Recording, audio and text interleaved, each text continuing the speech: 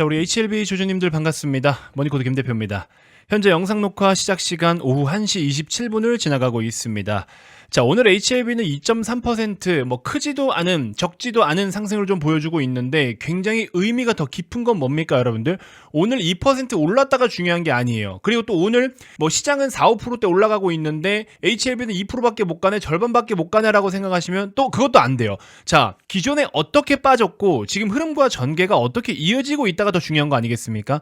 자, 여러분들 아시는 분들은 아시겠지만 최근에 우리나라 시장이 이렇게나 크게 빠지는 기간 동안에 특히 코스닥 같은 경우에는 9개월 연속 하락이 지금 진행되고 있거든요. 월봉상으로 9개월 연속 하락이면 진짜 어마어마하게 빠진 건데, 자, 이렇게 역사적으로 또 굉장히 이례적인 그런 하락 추세가 계속 진행되고 있는데, 이번에 있었던 요 하락 사이클에서 여러분들 전체 상장된 종목 중에 대략 70% 정도가 52주 신저가를 갔습니다. 52주 신저가. 대부분의 종목들이 땅굴을 파고 있다라는 거예요, 지수처럼. 근데 지금 HLB 같은 경우에는 컨디션이 어떻습니까 여러분들? 잘 아시다시피 시장 대비해서도 마찬가지고 여타 다른 종목들에 대비해서도 굉장히 양호합니다. 사실 최근에 있었던 특히나 어제 같은 우리나라 시장 정말 무섭게 빠질 때 제가 여러분들께 두 가지는 좀 기억을 하셔라라고 말씀을 드렸죠. 이거는 여러분들 공식처럼 그냥 외우고 계셔야 되는 거예요. 앞으로도 이런 시장이 안 오겠습니까? 언제든지 옵니다. 내년에 또 올 수도 있어요. 이제 올해는 다 갔으니까. 솔직히 말씀드리면 내년도에도 한국 경기와 한국 경제는요, 생각보다 그렇게 호락호락하지 않을 겁니다. 오히려 눈높이를 지금 벌써부터 많이 낮추고 있고요. 트럼프발 리스크도 있지만 또 우리나라도 그 자체적으로 정치적인 리스크가 지금 아직도 남아있는 상황이기 때문에 내년도 2025년도도 솔직히 말하면 우리나라 쉽지는 않을 겁니다. 그래서 미리미리 대비하실 수 있는 분들은 뭐라도 대비를 해야 되겠죠. 그 대비라 함은 주식에 대한 대비일 수도 있는 거고, 여러분들 각자 사업하시는 분들은 사업에 대한 대비도 지금 진짜 하셔야 됩니다. 여러분들, 제가 꼭 주식의 관점에서만 지금 말씀을 드리는 게 아니라 정말 내년에 여러분들 제대로 좀 준비를 뭔가 대비를 크게 하셔야 될 겁니다. 자, 아무튼 다시 돌아와서 여러분들 공식처럼 좀 알고 계셔야 될 만한 내용 어떤 것들이 있냐, 기존에 제 영상을 보신 분들은 다 이해를 하고 계시겠지만 첫 번째, 매도에 대한 이유인 거죠. 매도 근거와 이유입니다. 뭐 때문에 빠지냐가 일단 중요하지 않겠습니까? 근데 일단 최근에는 여러분들 아시다시피 정치적 리스크였어요.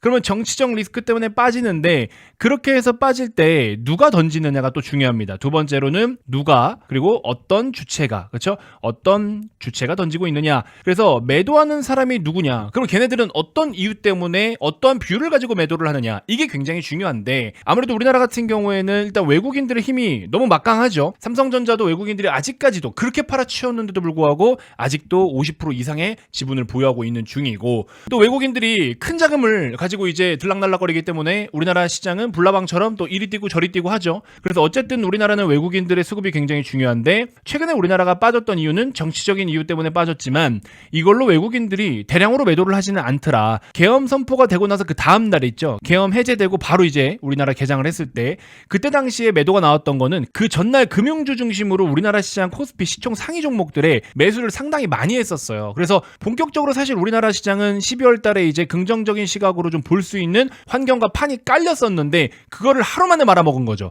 그래서 전날 매수했던 걸 싹 다 팔아먹게 된 거고, 그리고 또 원달러 환율이 급등을 했잖아요. 그래서 환율 기준으로 했을 때 30원에서 40원 정도만큼은 정치적인 리스크로 지금 아직 반영이 되고 있다라고 보시면 될 것 같습니다.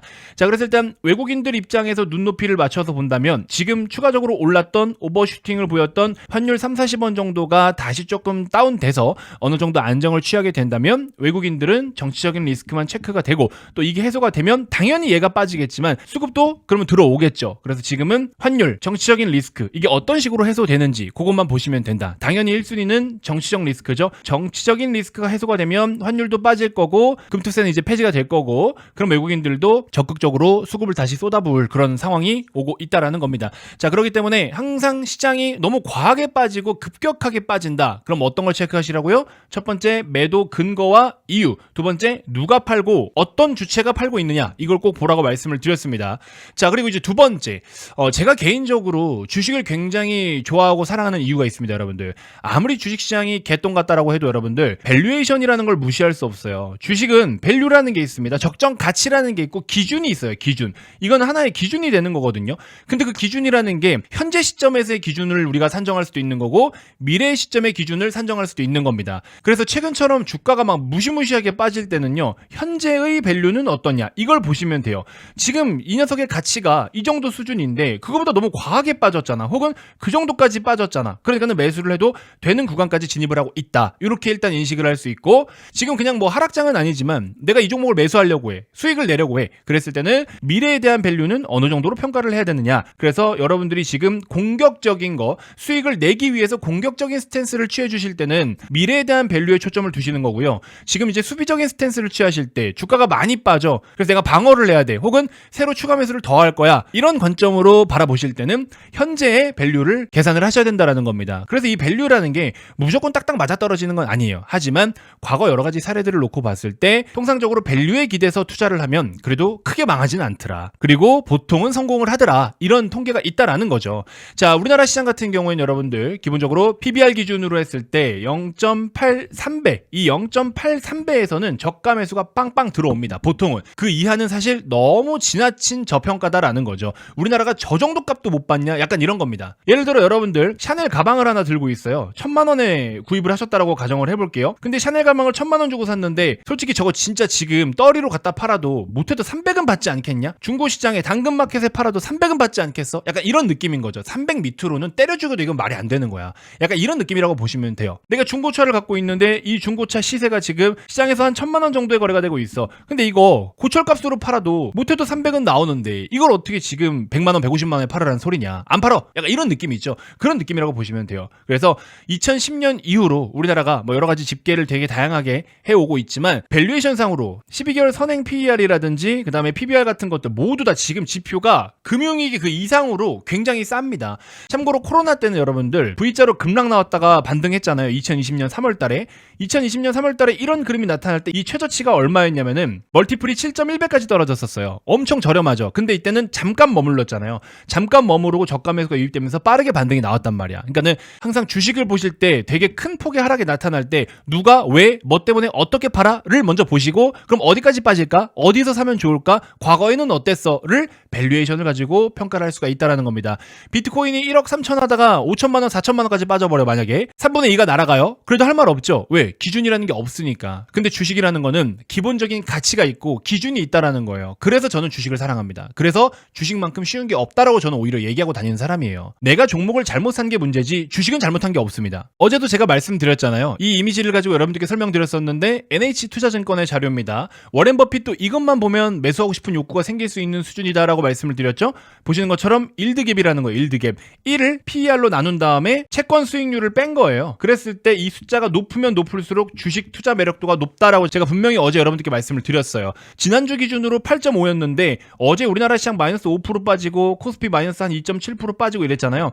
이 수준까지 반영해버리면 이거 9.5에서 10 가까이 된다. 참고로 워렌 버핏이 일본을 매수했을 때 상사들 막 매수하고 그랬을 때 그때 일본이 이 일드갭이 8이 넘었었어요. 근데 우리나라는 지금 8.5라고 어제 기준으로 막 9.5까지 올라갔다니까요. 엄청난 저가면서 기회인 거는 맞아요. 밸류상으로는. 근데 이제 모멘텀이 없고 아직까지 정치적인 리스크와 불확실성이 남아 있다라는 게 일단은 함정이지만 밸류가 싼 건 맞다라는 겁니다. 그러니까는 외국인들도 지금 빨리 막 팔아치우려고 하지 않고 오히려 개인들이 못 버텨서 제발 이거라도 좀 사주세요. 이렇게 해서 막 밑바닥에다가 내다 던지니까 그거는 바닥에서 주워 담고 있는 거야. 야, 저거 좀 이따가 나중에 갔다가 내가 팔면은 최소 이만큼 벌 텐데 개인들 막 지금 미쳐가지고 막 다 파는구나. 다 던져라. 내가 다 받아 먹을게. 이러고 있는 거예요 지금. 그러니까 굳이 그런 데다가 갖다 던질 필요가 뭐가 있냐라는 거죠. 물론 우리의 HLB는 아무런 변동이 없었습니다. 사실 이 정도면 너무 훌륭하죠. 그 세력이니 뭐니 어쩌니 하는 그런 소설가들 다 어디 갔습니까? HLB 못 간다며, 폭락한다며, 다 어디 갔어? 왜 전부 다 입싹 닫고 있죠? 그러니까 본질이라는 걸 모르니까 그런 소리나 하고 앉아 있는 거예요. HLB에 세력이 있으면 그 세력들의 움직임이 지금 중요합니까?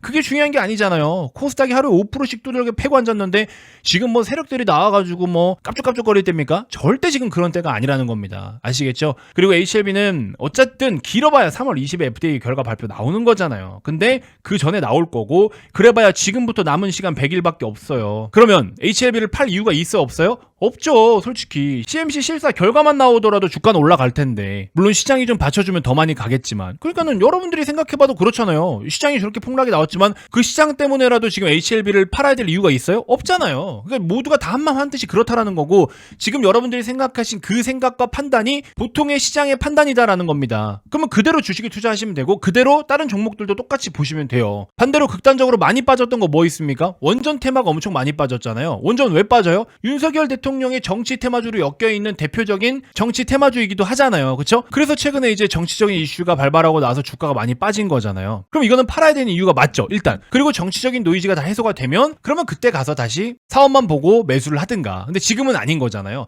그러니까 이렇게 다 사야 될 이유가 있고 팔아야 될 이유가 있는 거예요. 그때 거기에 맞춰서 포지션을 취해 주시는 겁니다, 여러분들. 주식이 생각보다 어려운 게 아니에요. 아시겠죠? 자, 아무튼 여러분들께 최근에 모멘텀은 당장에 찾아보긴 힘들지만 저가 매수를 좀 해둘 타이밍은 맞다라고 반복적으로 계속 말씀을 드리고 있습니다. 자, 그렇기 때문에 HLB는 그대로 일단 홀딩을 당연히 해주셔야 되는 거고요. 근데 이제 HLB 들고 있고 HLB 제약 들고 테라피틱스 들고 막 이렇게 그룹주들을 나눠서 들고 계신 분들이 계시는데 뭐 모르겠습니다. 이미 들고 있는 거는 뭐 그렇게 들고 가겠지만 어쨌든 리보세라닙 통과돼서 HLB 오르면 다 오를 텐데 뭐 그렇게 분산시켜 놓을 필요가 있나라는 생각이 한편으로 좀 들긴 들지만 아무튼 여러분들 오늘 코스닥 5% 올라도 괜찮아요. 지금도 싸거든요. 그래서 여기에 맞게 여러분들 포지션을 취할 건 취해줘야 되고 지수 자체가 빵 이렇게 올라가기에는 당장엔 힘들어요. 근데 지수는 스무스하게 이런 식으로 움직이겠지만 일단 내년 우리나라 이익 추정치나 경제 전망 추정치를 좀 더 봐야 되거든요. 어쨌든 그거는 뭐 둘째 문제고 그러는 와중에 내년에도 호황인 산업들이 있을 거 아니에요. 그래서 그런 호황인 산업들을 여러분들이 적극적으로 공략을 하신다면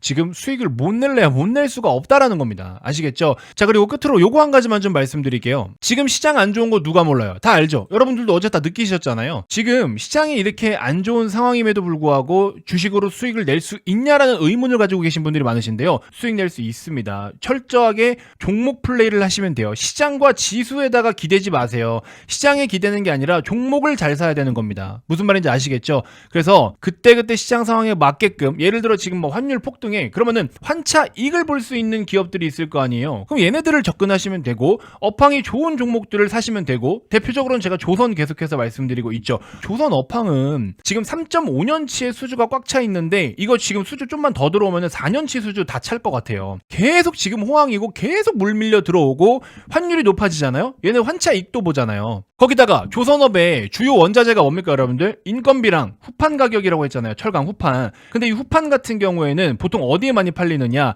건설이라든지 그다음에 조선이라든지 자동차입니다. 자동차 오케이, 조선 오케이. 근데 건설이 비중이 가장 큰데 건설이 지금 굉장히 불황이죠. 그러니까는 철강 가격들이 아직은 싸요. 그러니까는 원자재 값이 지금은 싼데 환율도 올라서 환차 이익도 볼 수 있고 업황이 호황이라서 신조선가라 그래가지고 자동차 신차 가격이라고 생각하시면 됩니다. 신조선가가 사상 최대치를 치솟고 있고요. 그러니까 비용은 줄어드는데 매출은 계속 높아지고 공급은 제한적이니까 수주는 물 밀려 들어와. 아, 미친 거죠. 이거 조선 안 사면 여러분들 내년에 진짜 돈 못 법니다. 조선주 정말 여러분들 지금 이거를 무조건 뭐라도 담아 두셔야 돼요. 근데 그 뭐라도 담아 두라는 게 여러분들 투자 스타일에 따라 좀 다를 수 있겠죠. 내가 조금 보수적인 성향이면은 대형주를 보시면 좋을 것 같고 나는 조금 그래도 어느 정도의 변동성과 수익률을 크게 봤으면 좋겠어. 그러면은 중형급 종목들로 접근을 하시면 됩니다. 그래서 이건 이제 여러분들 투자 스타일에 맞게끔 접근하는 거기 때문에 제가 무조건 뭘 사야 됩니다라고 말씀드릴 수 없지만 성향에 따라서 조선업 안에서 대형주든 중형주든 소형주든 접근을 하셔야 됩니다. 조선주들도 최근에 방산 섹터가 같이 반영이 되면서 오히려 조금 주가가 빠진 종목들도 많거든요. 그러나 여전히 지금도 너무 저렴한 기업들이 많습니다. 자, 정말로 이거 영업적인 목적이라고 생각하지 마시고요. 영상 안에서 제가 다 풀어드리지 못하는 내용들 그리고 방금 말씀드린 그러한 추천 종목까지도 제가 여기 다 적어놨습니다. 그래서 요거 내용 한 번씩 꼭 좀 다 살펴보시고 여러분들 입맛에 맞는 거 골라가셨으면 좋겠습니다. 매매 전략 같은 경우에도 여러분들 기본적으로 1000%의 수익을 한 번 내려고 하지 마시고요. 30%씩 10번 내는 게 오히려 여러분들한테는 확률이 더 높습니다. 이거 되게 무시하시는 분들이 많으신데요. 저도 이렇게 자산을 불려가고 있거든요. 3천만 원만 가지고 투자를 하셔도 1년이면은 280%가 됩니다. 8,500만 원. 2년이면은 810%, 2억 4천만 원이고요. 3년이면은 7억이 됩니다. 2,300%입니다. 물론 단순 계산이지만 불가능한 게 아니에요. 30%인데 분기마다 30%예요. 3개월에 30% 수익을 못 냅니까? 그 정도 못 내면 주식을 어떻게 해요? 그래서 여기에 맞는 전략들도 다 풀이를 해드렸기 때문에 여러분들 꼭 한 번씩 이 리포트 관심 갖고 살펴보시길 바라겠습니다. 정말 여러분들께 돈이 될 수 있고 여러분들의 투자 인생을 바꿔드릴 수 있는 그런 리포트라고 저는 자신있게 말씀드립니다. 김 대표가 직접 한 글자 한 글자 타이핑을 다 친 거예요. 자, 보시는 것처럼 12월 5일날 작성했는데 지금 5일 동안 시장의 분위기가 또 많이 바뀌고 있잖아요. 그러니까는 이렇게 시황 관련된 코멘트나 주식 정보들은요, 여러분들 그때 그때그때 빨리 확인을 하셔야 돼요. 시간이 지나가 버리면 유행이 벌써 끝나버립니다. 그래서 저는 이걸 딱 오늘까지만 배포를 해드릴 거예요. 내일부터 뭐 급격하게 또 상황이 바뀐다? 이건 아니지만 약발이 점점 약해져요. 그리고 하물며 엊그제나 어제 받아가신 분들은 벌써 지금 밑에 있는 종목들 매수해서 오늘 땡겨 올릴 수 있는 거잖아요. 주식은 타이밍입니다, 여러분들. 항상 주식은 타이밍인 거예요. 여러분들께서 뭔가 마음을 달리 먹고 액션을 취한다고 했을 때도 그것 또한 타이밍이 굉장히 중요한 겁니다. 관심 있으면 그냥 빨리 설문에 참여해서 받아가세요. 공짜고 여러분들을 드리기 위해서 제가 직접 쓴 거잖아요. 100% 무료고요. 영상 고정 댓글에 보시면 네이버 링크가 하나 있으니까 그거 클릭해서 꼭 설문에 참여해서 신청을 좀 해주시길 바라겠습니다. 어려운 일 아니고 오늘까지만 딱 배포하고 마무리하도록 하겠습니다. 기존에 신청해주신 분들은 따로 또 중복으로 신청하지 않으셔도 됩니다. 순차적으로 다 드리고 있으니까요. 무조건 100% 다 발송해 드립니다. 자, 아무튼 여러분들 너무 힘든 시간이었지만 잘 버텨내 주셔서 너무 감사하다라고 말씀을 드리고 싶고, 미국장 안 가도 돼요. 한국장 안에서 충분히 수익 다 냅니다. 여러분들이 종목 선택만 잘하시면 되는 겁니다. HLB가 또 그런 종목이 되어 줄 거고, 조만간 또 우리가 그동안의 시장 때문에 너무 아팠던 거를 다 씻어내 줄 수 있는 종목이라고 저는 생각을 하고 있습니다. 물론 결과는 또 지켜봐야 되겠지만. 자, 아무튼 여러분들 남들 다 하는 거 하려고 하지 마세요. 비트코인 한다고 또 다 코인 하려고 하면은 물립니다. 미국 시장 지금이라도 가야 돼? 지금은 늦었어요. 아시겠죠? 한국장 사는 게 맞고, 한국장 안에서도 코스닥, 코스피만 보고서 우리나라 지수만 보고서 더럽게 못 가네 하고 욕할 게 아니라 종목을 잘 골라서 접근하면 우리나라 시장 안에서도 충분히 좋은 수익 많이 낼 수 있습니다. 아시겠죠? 모든 종목이 다 빠지는 게 아니니까. 그건 여러분들의 선택의 영역인 거예요. 시장 탓하지 마세요. 자, 오늘도 긴 영상 시청해 주셔서 너무 감사드리고요. 이번 영상 이렇게 해서 마무리하도록 하겠고, 영상 고정 댓글에 있는 네이버 링크를 클릭해서 꼭 리포트 받아가시길 바라겠습니다. 약발 다 빠지니까 빨리 받아가 주시길 바랄게요. 자, 이번 영상 이렇게 해서 마무리하도록 하겠습니다. 고맙습니다.